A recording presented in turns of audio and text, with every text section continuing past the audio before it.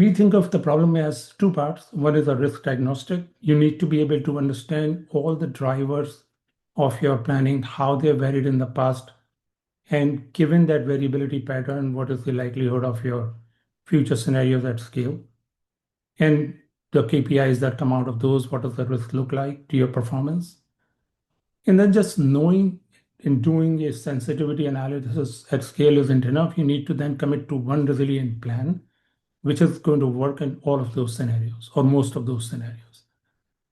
And finding that one resilient plan, what to buy, make, ship, and move, store, isn't something that just a what if scenario analysis through simulation Monte Carlo is going to inform. So let's talk about risk diagnostic. The way it's mostly done today, you can see that on the left. Planner has a few scenarios that they build out before the SNOP meeting. They have a baseline scenario, they have a best case, they have a worst case, and it's just three dots on a large complex screen. It can't model risk in a way that if the risk probability goes from 20% to 40%, that you could really inform your management how that changes what you need to do. It's either risk on or off in those best case, worst case scenarios.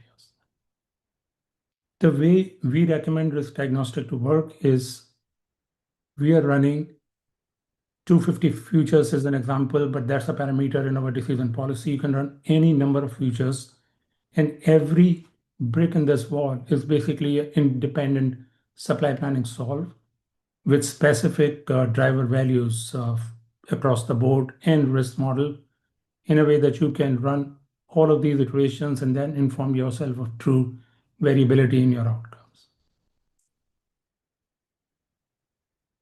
So think of how that really works. You define a objective in terms of a decision policy artifact. To say, for example, I want to maximize my economic value added. We'll explain that in a minute here. We talk about what are the constraints. We want to constrain on the service flow. My service level must be 92% or more while I maximize my economic value add. I define a set of run parameters to say I want to, for example, sample 250 different futures for the next 26 weeks in daily buckets. And you bring drivers and risks to the model to say, well, model lead time variability, demand variability, yield variability, and so on.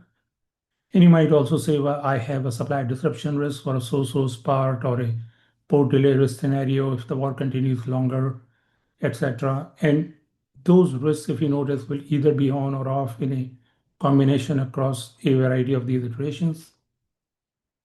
And all these iterations have different values of lead times, demand, and yield. So 80th percentile here, 30th percentile here, and so on.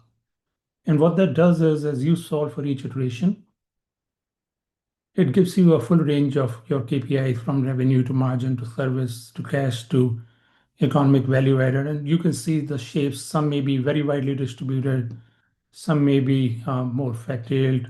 Some may be quite tight and so on. This informs you of the risk to your KPI. It still doesn't tell you if you should buy X units or Y units because each iteration is an optimal solve, but within the assumptions of that iteration. And you don't know the future, so you can't really say what the lead time in future is going to be, what the demand is going to be, what the capacity is going to be, and so on.